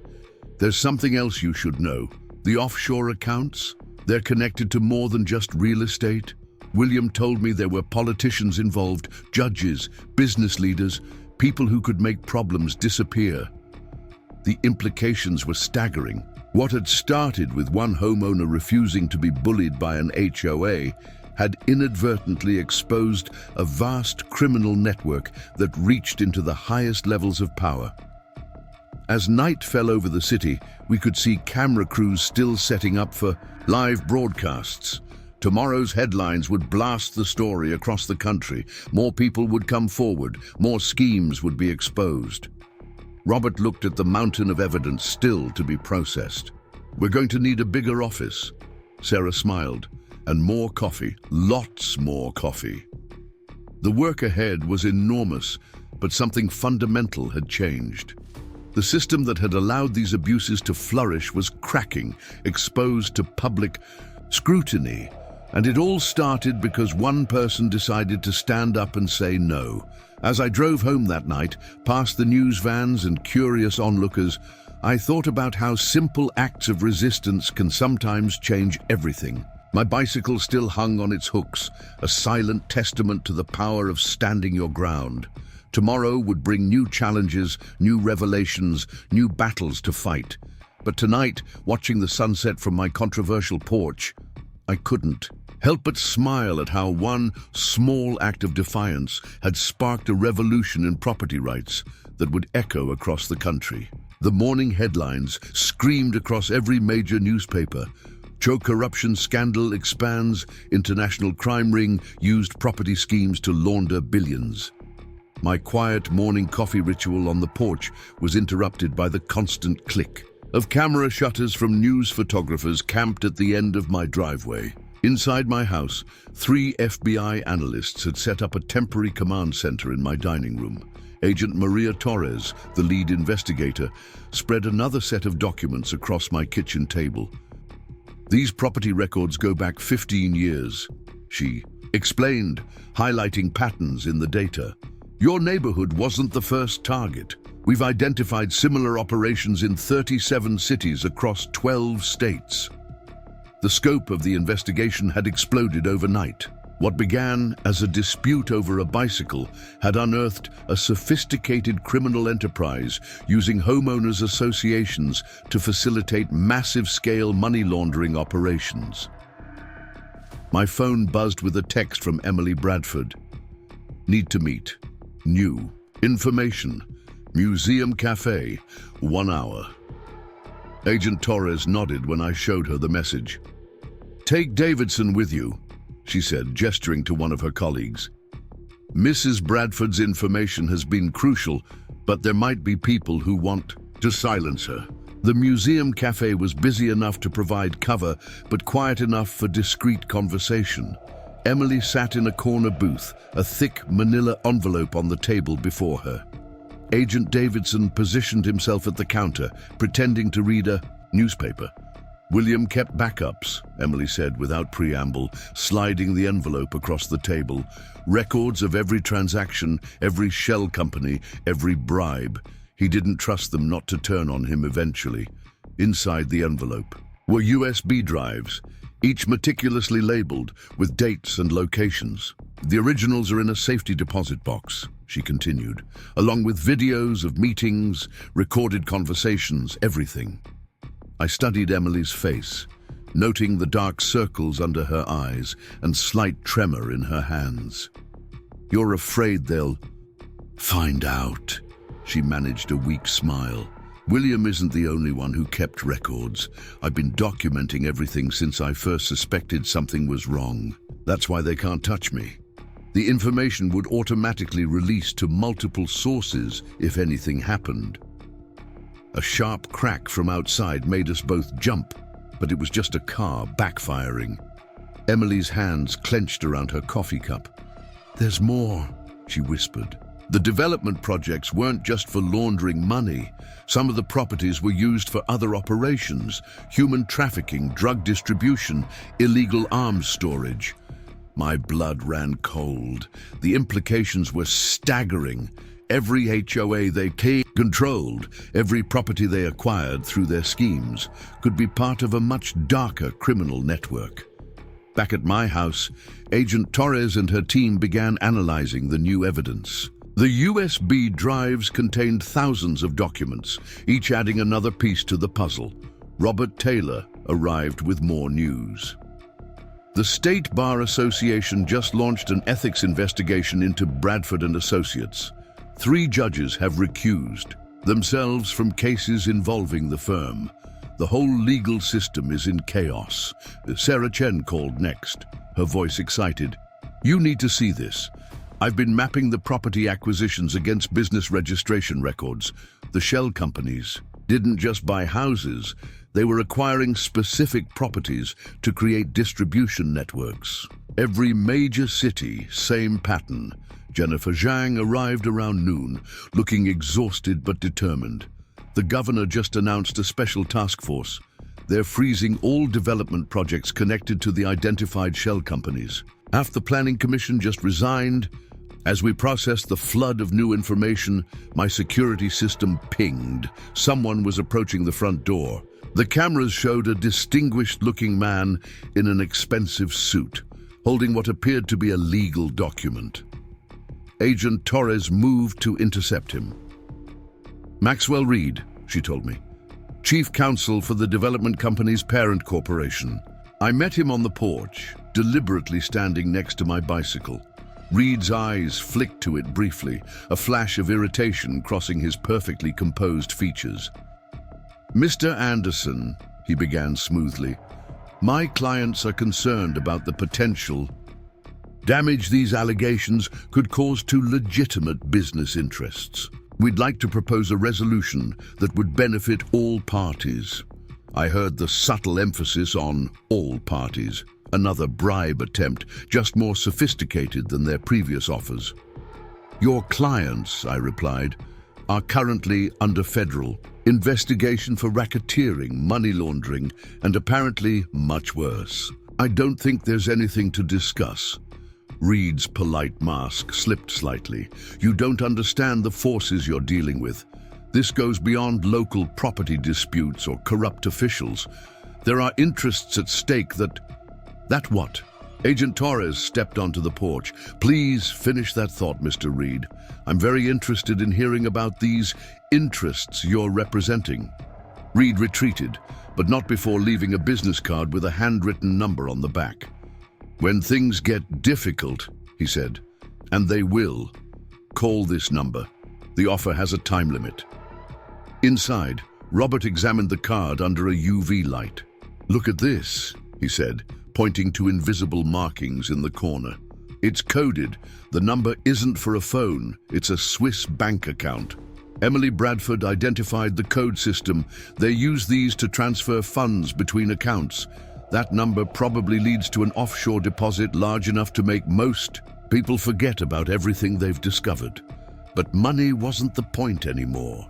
This had grown beyond individual bribes or local corruption. We were uncovering a system that had been preying on communities across the country, using seemingly mundane property disputes to hide something much more sinister. Agent Torres organized her team to begin tracing the bank account number. Sarah Chen coordinated with homeowners in other cities, gathering more evidence of similar schemes. Jennifer Zhang worked with state authorities to freeze suspicious property transactions. As evening approached, Robert received an encrypted email from an anonymous source inside Bradford and Associates. "They're destroying documents," he reported. started shredding files as soon as the federal investigation was announced. But William Bradford's meticulous record-keeping had already given us what we needed. The evidence Emily provided painted a clear picture of how the scheme worked. Identify target neighborhoods, install cooperative HOA boards, pressure specific homeowners through arbitrary rule enforcement, force property sales, and use the acquired real estate for various criminal enterprises. My security system pinged again. This time, the cameras showed several suspicious vehicles slowly driving past my house. Agent Torres dispatched a team to follow them. "They're running surveillance," she explained. "Standard procedure before taking action. We should move you to a safe location." I shook my head. "No, they want us to run and hide. That's how they've operated for years. Intimidate people until they give up and go away. Not this time." Emily Bradford agreed. "They don't know how to handle direct confrontation. Their whole system relies on people being too afraid or too overwhelmed to fight back." As night fell, we continued processing the mountain of evidence. Each new document revealed another layer of corruption, another connection to seemingly legitimate businesses that served as fronts for criminal activities. The news crews outside had grown, setting up portable lights for evening broadcasts. Every major network was covering the story now, as the implications of our discoveries reached far beyond simple HOA disputes. Robert Taylor was coordinating with prosecutors, preparing for what would likely be one of the largest RICO cases in state history. Sarah Chen was organizing a national database of affected homeowners. Jennifer Zhang was drafting legislation to prevent similar schemes from operating in the future. Agent Torres received word that the suspicious vehicles had led her team to a warehouse registered to one of the shell companies. Inside, they found evidence of multiple criminal operations, all hidden behind the facade of legitimate property development. Tomorrow would bring new challenges, new threats, and new discoveries. But tonight, watching the activity around my house from my front porch, I understood that sometimes the biggest changes start with the smallest acts of resistance. My bicycle still hung on its hooks, no longer just a symbol of personal property rights, but a reminder that standing up to corruption, no matter how small the initial issue might seem, can expose the darkness that often hides behind seemingly ordinary disputes. The Federal Investigation Task Force had taken over 3 floors of the downtown federal building. Agent Torres's morning briefing revealed staggering new developments in the case. Financial analysts had traced money flowing through the shell companies to accounts in 12 different countries. The property schemes were just the tip of the iceberg, she explained, pointing to complex diagrams covering the walls. Every HOA they controlled became a hub for various criminal enterprises. The heavy-handed rule enforcement wasn't just about forcing property sales. It was about controlling who could live in these neighborhoods. A junior agent burst into the conference room, clutching a laptop. "We just intercepted communications between Maxwell Reed and someone using an encrypted server in Dubai. They're initiating something called protocol shutdown." Emily Bradford's face went pale. "William mentioned that once. It's their scorched earth contingency plan. They'll destroy everything, liquidate assets, eliminate loose ends." The room erupted in activity. Agent Torres barked orders into her radio while Robert Taylor started making urgent calls. I noticed Sarah Chen quietly sliding a USB drive into her laptop. "I've been data mining their internal communications," she explained, cross-referencing property records with shell company transactions. "Look at this pattern." Her screen showed a complex web of property transfers, each seemingly random but forming a clear pattern when viewed together. Certain properties had been acquired not for their real estate value, but for their strategic locations. "They weren't just buying houses," Sarah continued. "They were creating infrastructure. Each property they acquired through HOA pressure, Tactics sits at a key transportation junction or provides access to specific utility networks. Jennifer Zhang appeared with more troubling news. The governor's office just received threats from multiple business groups threatening to pull investments from the state if the investigation continues. They're calling it a witch hunt that's damaging economic development. Robert Taylor hung up his phone with a grim expression. Bradford and Associates just filed for dissolution. They're shredding documents as we speak. But the criminal enterprise had underestimated our preparation. Emily's meticulous record-keeping and William Bradford's hidden backups had given us a roadmap to their entire operation. More importantly, the attempted intimidation was backfiring spectacularly. Every threat, every attempt at obstruction only confirmed the connections we were uncovering. Agent Torres's team had already seized crucial documents before they could be destroyed. Sarah's data analysis was revealing patterns that even the criminals hadn't fully realized. My phone buzzed with an alert from my home security system. The cameras showed several men in work uniforms approaching my house, carrying official-looking paperwork. City inspectors, Agent Davidson reported through my earpiece, but we checked. The city didn't authorize any inspections today. I watched through the security feed as Agent Torres's team intercepted the fake inspectors.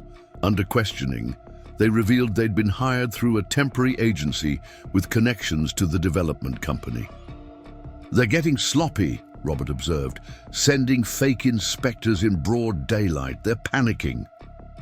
Emily Bradford had been quietly working her own connections, reaching out to other spouses and family members of those involved in the scheme. Information was flowing in faster than we could process it. A senior FBI analyst rushed into the room. "We just cracked their internal communication system. The protocol shutdown isn't just about destroying evidence. They're planning to trigger financial crises in multiple housing markets simultaneously." Jennifer Zhang immediately grasped the implications. If they crash property values in all these neighborhoods at once, they could buy up entire communities at pennies on the dollar, Robert finished, then rebuild under new shell companies. With clean paper trails, Agent Torres mobilized her team. "We have 24 hours before they start dumping properties and calling in loans. Get me warrants for every entity on our target list." The next few hours were a blur of coordinated action. Federal agents raided offices across the city. State regulators froze accounts. Local police provided security at key properties. Maxwell Reed appeared on national television denouncing the investigation as government overreach. But even as he spoke, his own employees were turning over evidence, racing to make deals before the entire enterprise collapsed. By evening, the scope of protocol shutdown became clear. The criminal organization had planned to sacrifice their entire HOA network, burning their own infrastructure to cover their tracks. Properties would be foreclosed, developments abandoned, and thousands of innocent homeowners would have been financially ruined. But their contingency plan had a fatal flaw. It required coordinated action from dozens of compromised officials and business leaders. With William Bradford's evidence exposing the entire network, that coordination was impossible. Sarah Chen's data analysis had given us their entire playbook. Every property transfer, every shell company, every corrupted HOA board, all mapped out in meticulous detail. "They thought the system was too complex to unravel," she explained. "But complexity isn't the same as security. Once we identified their patterns, the whole thing became transparent." The warehouse team made another crucial discovery. Hidden in encrypted files were plans for future operations. Dozens of targeted neighborhoods across the country, each marked for their protocol shutdown scheme. Robert Taylor worked through the night, coordinating with prosecutors to file emergency injunctions.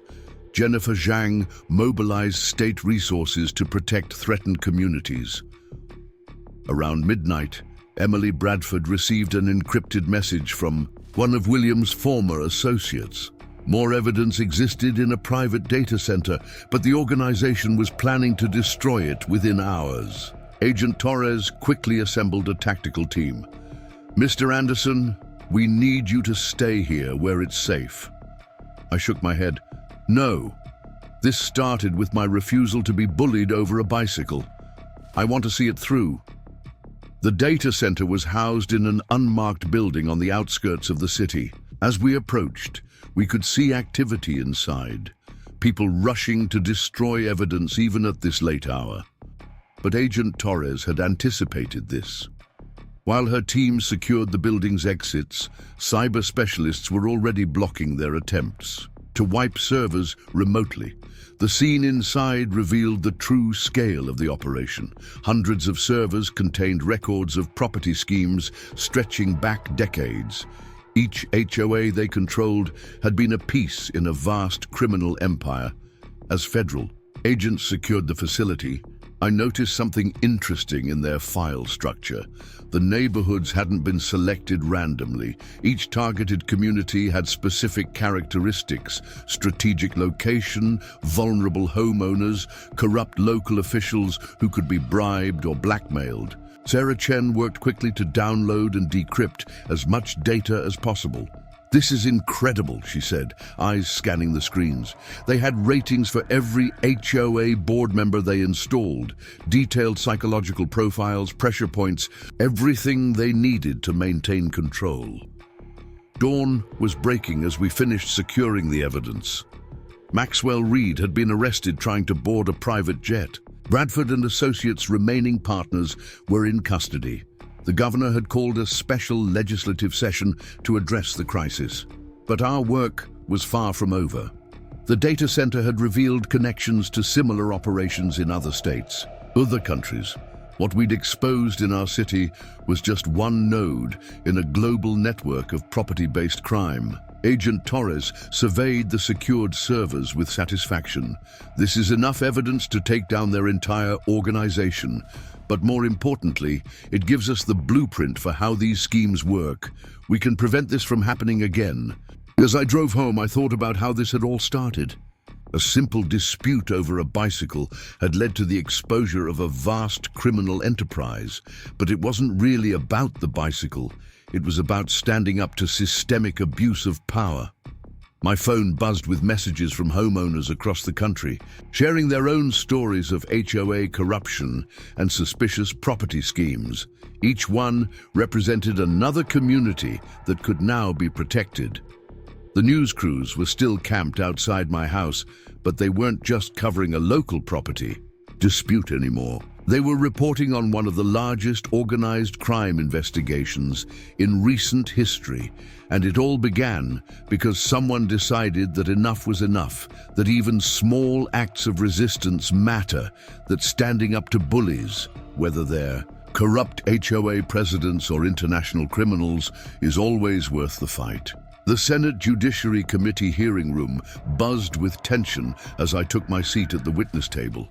Cameras flashed while senators shuffled papers, preparing for what the media had dubbed the HOA corruption hearings. Agent Torres sat beside me, her presence both reassuring and official. Senator Mitchell, the committee chair, called the session to order. Today, we begin our investigation into what may be the largest organized real estate fraud scheme in American history. Our first witness, Mr. David Anderson, will explain how his resistance to HOA overreach exposed this criminal enterprise. The room fell silent as I leaned toward the microphone. Before I could speak, a commotion erupted at the back of the chamber. Federal marshals were escorting Maxwell Reed's replacement, Gregory Palmer, the new CEO of the development company, into custody. "My apologies for the interruption," Senator Mitchell continued. "We've just received evidence necessitating Mr. Palmer's immediate detention. Please proceed, Mr. Anderson." Over the next 2 hours, I detailed how a simple dispute over a bicycle had unraveled a complex criminal operation. The senator's questions revealed the growing scope of the investigation. Our analysis shows similar patterns in over 200 communities nationwide, Senator Harris interjected. Each case involving mysteriously strict HOA enforcement, followed by property acquisitions through shell companies. Agent Torres presented financial documents showing money flows through seemingly legitimate businesses. These HOA schemes provided cover for multiple criminal enterprises. The property acquisitions created infrastructure for everything from drug distribution to human trafficking. Emily Bradford testified next, her voice steady as she exposed decades of corruption. The development company didn't just manipulate HOA boards. They compromised judges, regulators, even federal officials, anyone who could help them expand their operation or protect them from scrutiny. During a brief recess, Robert Taylor showed me new evidence his team had uncovered. Look at these property records from the West Coast. The same shell companies, the same patterns of HOA manipulation. They were building a nationwide network. Sarah Chen arrived with more revelations. Her data analysis had identified similar operations beginning in Europe. The US schemes were just one part of a global operation. They've been using HOAs and property associations worldwide to hide criminal activities. As the hearing resumed, Jennifer Zhang presented draft legislation to prevent future abuse. We need federal oversight of homeowners associations. These organizations have too much power with too little accountability. The afternoon session brought testimony from former HOA board members who had worked with the criminal enterprise. Each described how they were recruited, compromised, and controlled through a combination of bribes and blackmail. A former Bradford and Associates partner revealed how the firm coordinated with corrupt officials. We created a parallel legal system. Official documents said one thing, while secret agreements determined what really happened to properties and people. The committee's financial experts detailed how the scheme generated billions in illegal profits. Property values were artificially manipulated, mortgages were fraudulently obtained, and money was laundered through a complex web of transactions. Agent Torres unveiled surveillance photos showing meetings between development company executives and known criminal organizations. They didn't just hide illegal activities, they actively facilitated them. Every corrupted HOA became a node in their criminal network. The evidence was overwhelming, but the real shock came when Senator Mitchell revealed the connection to national security. Foreign intelligence services used these property schemes to establish operational bases on American soil. What looked like simple HOA corruption was actually part of a sophisticated espionage network. Robert Taylor's team had traced property transfers to companies controlled by hostile foreign governments. The criminal enterprise hadn't just been making money, they'd been selling access to American communities to the highest bidders. As the hearing continued into the evening, more witnesses came forward. Former employees described shredding documents. Former security personnel admitted to surveillance and intimidation. Former financial officers detailed money laundering operations. Emily Bradford provided crucial context about how the organization maintained control. They collected compromising information about everyone they dealt with. Resistance meant exposure, financial ruin, or worse. The committee's report would recommend sweeping changes to HOA regulations, property laws, and financial oversight. But the immediate focus was on dismantling the criminal enterprise's remaining infrastructure. Sarah Chen's analysis had identified dozens of HOAs still under their control. They're trying to transfer assets and destroy evidence even now. We need immediate action to freeze these operations. Jennifer Zhang worked with federal prosecutors to draft emergency orders. Within hours, courts across the country began issuing injunctions to prevent property transfers and preserve evidence. The hearing's final witness was a forensic accountant who had mapped the entire financial structure. His testimony revealed how the organization had manipulated property markets nationwide, creating artificial housing crises they could exploit. As the session concluded, Senator Mitchell announced the formation of a special task force. This investigation has exposed vulnerabilities in our property laws that criminals have exploited for decades. That ends now. Outside the hearing room, reporters swarmed with questions about what would happen next. The exposure of this vast criminal network had implications for communities across America and beyond. Agent Torres confirmed that arrests were continuing nationwide. Each new detention led to more evidence, more connections, more revelations about the true scope of the operation. Emily Bradford's testimony had triggered investigations in multiple countries. International law enforcement agencies were discovering similar schemes in their jurisdictions, all connected to the same criminal enterprise. Robert Taylor began coordinating with prosecutors worldwide. The evidence we'd gathered would support cases against corrupt officials and organizations on several continents. Sarah Chen's data analysis became a blueprint for identifying criminal property schemes. Her methodology would help authorities prevent similar operations from taking root in other communities. As we left Capitol Hill that evening, Jennifer Zhang shared promising news. The governor just signed emergency orders protecting homeowners in affected communities. No more fraudulent fines, no more forced sales. The hearing had transformed a local property dispute into a national movement for reform. Communities across the country were examining their HOA practices, demanding transparency and accountability. Agent Torres received updates throughout the night as more arrests were made. The criminal enterprise's carefully constructed network was collapsing as former allies rushed to cooperate with authorities. Back at my hotel, I watched news coverage of the hearing. Analysts were calling it a watershed moment in the fight against organized crime's infiltration of American communities. Emily Bradford's phone buzzed with messages from other whistleblowers coming forward. Each new testimony added another piece to the puzzle, revealing the true extent of the corruption. Robert Taylor worked late into the night, coordinating with legal teams across multiple jurisdictions. The evidence we'd gathered would support cases against hundreds of corrupt officials and organizations. Sarah Chen's analysis had become a valuable tool for law enforcement. Her methods for tracking property schemes and identifying suspicious patterns were being adopted by agencies worldwide. The Senate hearing had marked a turning point, but our work was far from over. Tomorrow would bring the international task. Force headquarters occupied a secure floor of United Nations Plaza in New York. Representatives from law enforcement agencies worldwide gathered for what Interpol had designated Operation Homestead.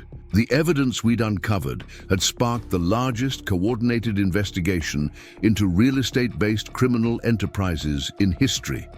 Inspector Claude Girard from Europol spread photographs across the conference table. Similar schemes appeared in residential communities across Europe. The same patterns of association takeovers, forced sales, and property manipulation to facilitate criminal activities. Agent Torres pulled up satellite imagery showing property networks spanning multiple countries. Red dots marked locations where homeowner associations had been compromised, forming a web of criminal infrastructure hidden in plain sight. My expertise in analyzing HOA manipulation had earned me a consulting role with the task force. Sarah Chen's data analysis methodology had become the standard for tracking suspicious property patterns globally. The criminal enterprise didn't just copy their American operation internationally, Sarah explained, highlighting clusters on her screen. They adapted their methods to exploit local property laws and cultural differences in each country. Emily Bradford worked with a team of financial analysts, tracing money flows through compromised properties worldwide. The criminal network had created a shadow real estate market, using legitimate-looking transactions to move illegal funds across borders. Robert Taylor coordinated with prosecutors on 5 continents. The evidence we'd gathered was supporting cases against corrupt officials and organizations in dozens of jurisdictions. Jennifer Zhang's legal reforms had caught the attention of lawmakers globally.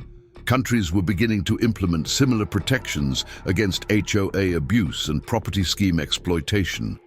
The meeting was interrupted by breaking news. Australian authorities had just arrested a major property developer connected to the criminal enterprise. The investigation had officially gone global. Inspector Girard shared intelligence from European investigations. They used cultural differences to their advantage. In some countries, they exploited traditional respect for authority. In others, they manipulated fears about property values and neighborhood change. Agent Torres revealed patterns in how the organization selected targets. They didn't just look for vulnerable properties. They sought out communities with specific characteristics, or social dynamics they could exploit, local officials they could compromise. Sarah Chen's analysis showed how the criminal enterprise adapted their methods for different regions. In Asia, they used family connections. In South America, they exploited economic instability. Each approach was carefully tailored to local conditions. The task force's financial experts had mapped the global money flow. Billions in illegal funds moved through compromised properties, hidden behind layers of legitimate-looking transactions. Emily Bradford's testimony helped other investigators understand the human element. They didn't just buy properties. They bought influence, silence, and cooperation. They created a system where speaking out seemed more dangerous than complying. Robert Taylor worked with international legal teams to coordinate prosecution strategies. The evidence needed to be presented in ways that would stand up in courts across multiple legal systems. Jennifer Zhang advised lawmakers from several countries on legislative reforms. The goal was to create coordinated legal frameworks that would prevent similar schemes from taking root again. The afternoon session brought revelations about the organization's global infrastructure. They hadn't just corrupted individual properties, they'd created an international network for moving people, goods, and money undetected. Inspector Girard shared surveillance footage from European operations. They used compromised residential communities as waypoints. Security gates and private roads became tools for controlling access and monitoring movement. Agent Torres highlighted patterns in property acquisitions near sensitive locations, ports, airports, government facilities. The criminal enterprise had systematically created blind spots in security networks. Sarah Chen's data visualization showed how seemingly unrelated properties formed coordinated networks. Each compromised HOA was like a pixel in a larger image. Only by stepping back could we see the full picture. The task force's cybersecurity team uncovered digital infrastructure hidden within community networks. Compromised HOA security systems had been used to create secret communication channels. Emily Bradford helped identify key players in different regions. Her understanding of how the organization recruited and controlled people proved invaluable in predicting their movements. Robert Taylor coordinated with intelligence agencies tracking the organization's international connections. The property schemes had created covers for espionage and other covert activities. Jennifer Zhang worked on international cooperation frameworks. Future investigations would need coordinated responses across multiple jurisdictions to be effective. The evidence pointed to a sophistication that surprised even experienced investigators. The criminal enterprise hadn't just exploited existing systems, they'd created their own parallel infrastructure. Inspector Girard revealed connections to other criminal networks. They didn't just use properties for their own operations. They sold access to their infrastructure to other organizations. Agent Torres showed how the organization maintained control across borders. They created redundant systems. If one network was compromised, they could shift operations to backup locations. Sarah Chen's analysis revealed patterns in their crisis response. They had predetermined protocols for different scenarios. Every property in their network had a specific role in their contingency plans. The task force's strategic analysts mapped potential targets for future schemes. Understanding their selection criteria helped identify vulnerable communities before they could be compromised. Emily Bradford provided insight into their long-term planning. They thought in decades, not years.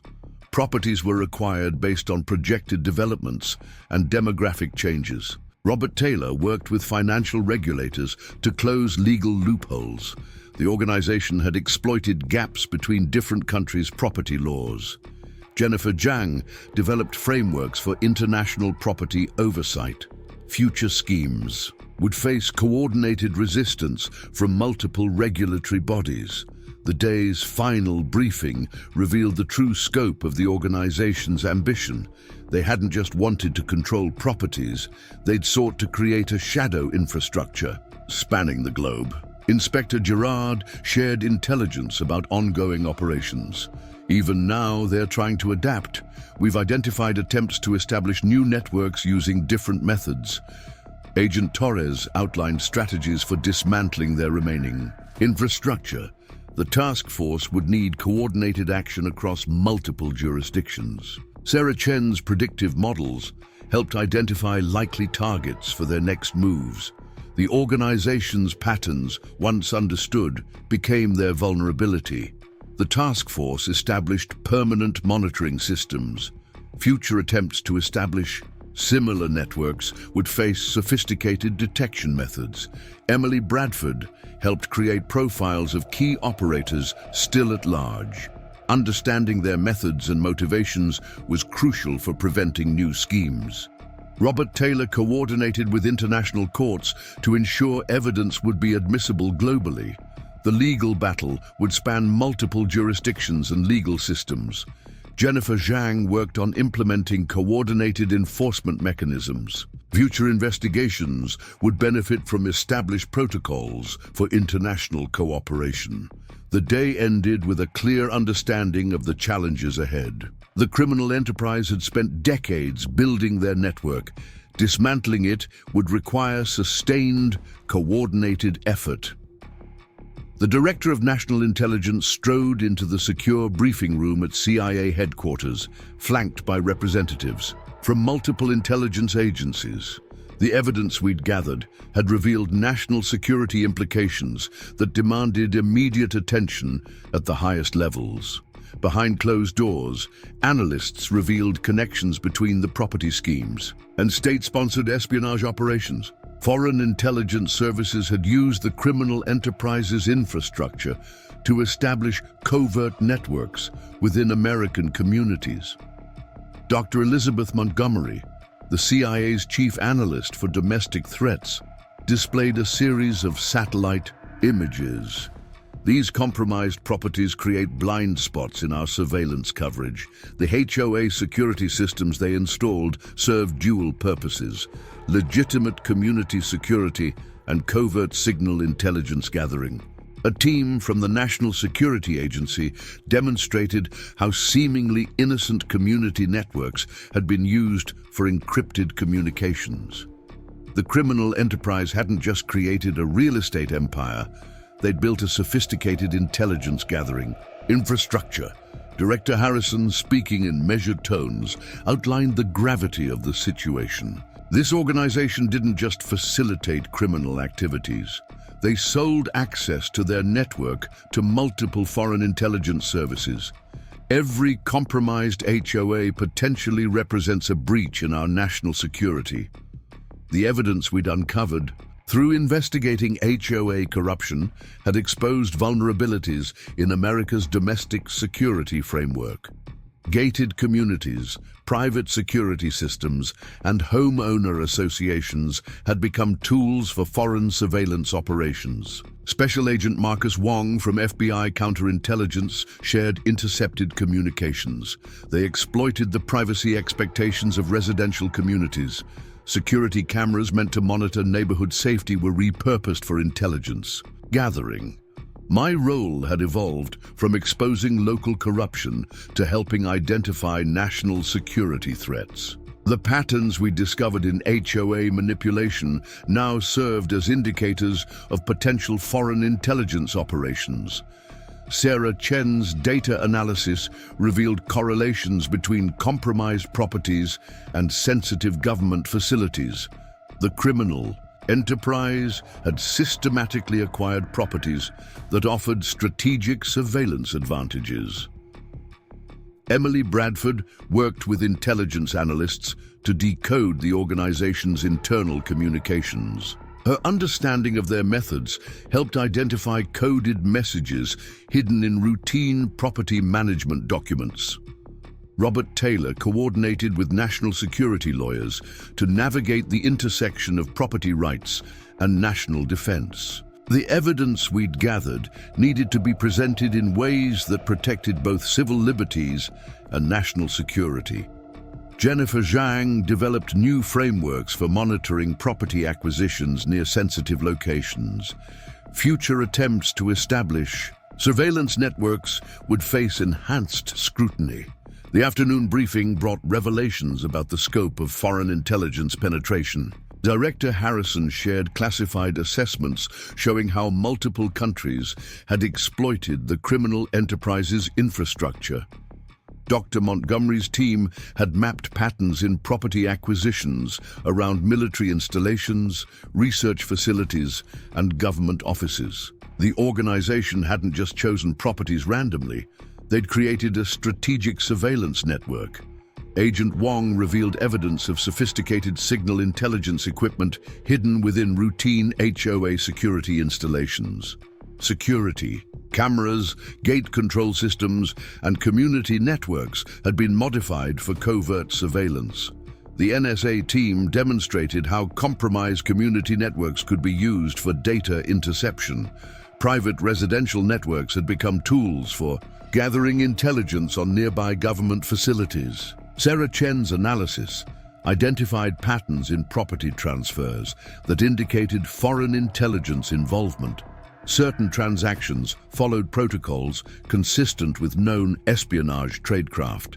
Emily Bradford helped decode the organization's methods for recruiting and controlling HOA board members with access to sensitive information. Some residents had been unwittingly drawn into foreign intelligence operations. Robert Taylor worked with security agencies to develop legal frameworks for investigating suspicious property acquisitions. The challenge was balancing national security, concerns with property rights. Jennifer Zhang coordinated with lawmakers to create new oversight mechanisms for residential security systems. Future installations would face enhanced scrutiny in sensitive locations. Director Harrison ordered immediate action to secure compromised locations. Teams were deployed to identify and neutralize surveillance equipment hidden within community security systems. Dr. Montgomery's analysts began developing profiles of other potentially compromised residential communities. The patterns we'd uncovered provided indicators for identifying similar operations. Agent Wong coordinated with local law enforcement to establish monitoring systems without alerting foreign intelligence services. The goal was to gather evidence while preventing the destruction of existing surveillance networks. The NSA team created new protocols for identifying suspicious modifications to residential security systems. Routine community safety features had to be distinguished from covert surveillance equipment. Sarah Chen's data models helped predict likely targets for future intelligence operations. Understanding the organization's selection criteria allowed preemptive identification of vulnerable communities.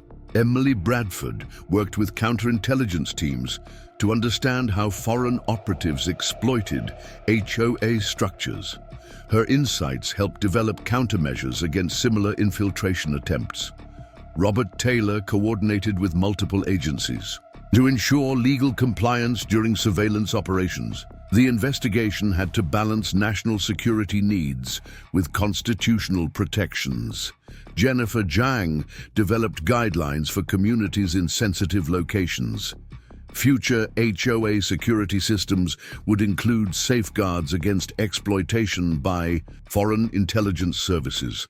The day's final briefing addressed the international implications. Director Harrison revealed evidence that similar operations existed in other countries, creating a global network of compromised residential communities. Dr. Montgomery showed how foreign intelligence services had adapted the organization's methods for their own operations. The property scheme model had been replicated internationally.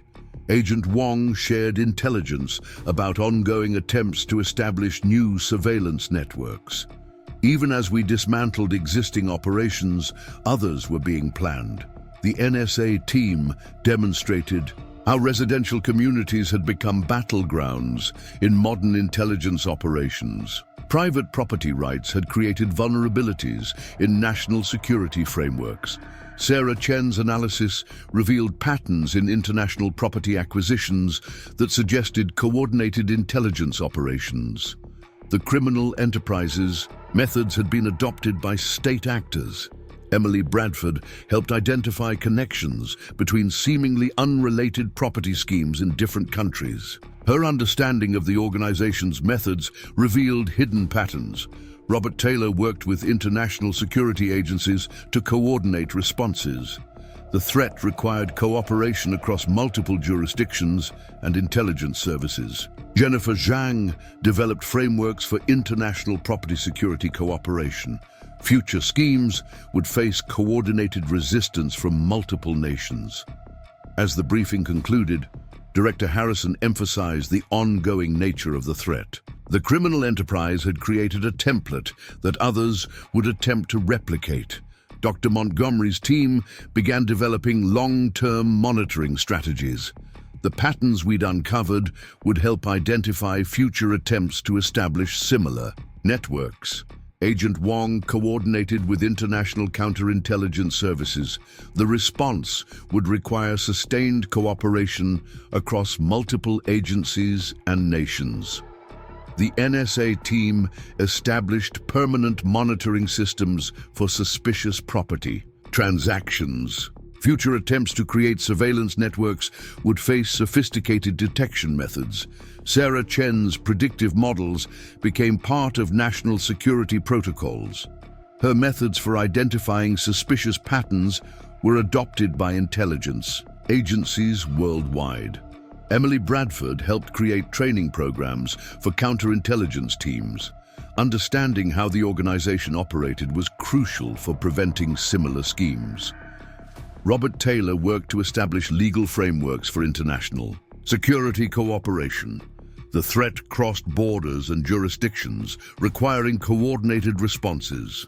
Jennifer Zhang developed guidelines for protecting residential communities from exploitation. Future HOA security systems would include safeguards against foreign intelligence operations. 1 year later, I stood before the newly established International Property Rights Commission in Geneva. The United Nations had created this permanent oversight body in response to the global criminal network we'd exposed. Representatives from 68 countries filled the chamber, each bringing stories of similar schemes in their own communities. Through video links, homeowners worldwide shared their experiences of property-based exploitation. The patterns were strikingly similar. Corrupted associations, arbitrary rule enforcement, forced sales, and properties becoming nodes in criminal networks. Agent Torres presented the Commission's first annual report. The investigation had led to over 3,000 arrests across 27 countries. Seized assets valued in the billions were being returned to affected communities. More importantly, the exposed methods helped authorities prevent new criminal networks from taking root. Emily Bradford's testimony drew particular attention. Her foundation had helped thousands of homeowners fight back against similar schemes. Communities previously intimidated into silence found strength in shared resistance. The Commission adopted Sarah Chen's analytical methods as global standards. Her data models for identifying suspicious property patterns became required training for law enforcement worldwide. What began as research into one community's struggle now protected millions. Robert Taylor presented new international legal frameworks. The lessons from our investigation shaped property rights protections across multiple legal systems. Criminal enterprises could no longer exploit gaps between different jurisdictions. Jennifer Zhang's reforms expanded beyond America. Countries worldwide implemented similar protections against association abuse and property scheme exploitation. Local communities gained tools to resist criminal infiltration. Back home, Riverside Heights had transformed. Our reformed Homeowners Association became a model for community governance. Regular audits, transparent decision-making, and genuine resident involvement replaced the old system of arbitrary enforcement. The investigation's ripple effects continued spreading. Maxwell Reed's trial exposed connections to high-level political corruption. William Bradford's testimony revealed how criminal enterprises had manipulated property markets for decades. Patricia Morris, facing multiple life sentences, provided evidence about similar operations nationwide. The International Task Force discovered new dimensions to the criminal network. Properties near sensitive facilities had been used for espionage. Residential security systems were repurposed for surveillance. Private communities became unwitting hosts to intelligence-gathering operations. Agent Torres established permanent monitoring systems. Future attempts to create similar networks would face sophisticated detection methods. The criminal enterprise's methods, once exposed, became vulnerabilities that authorities could target. Emily Bradford expanded her foundation's work globally. Workshops helped communities recognize warning signs of criminal infiltration.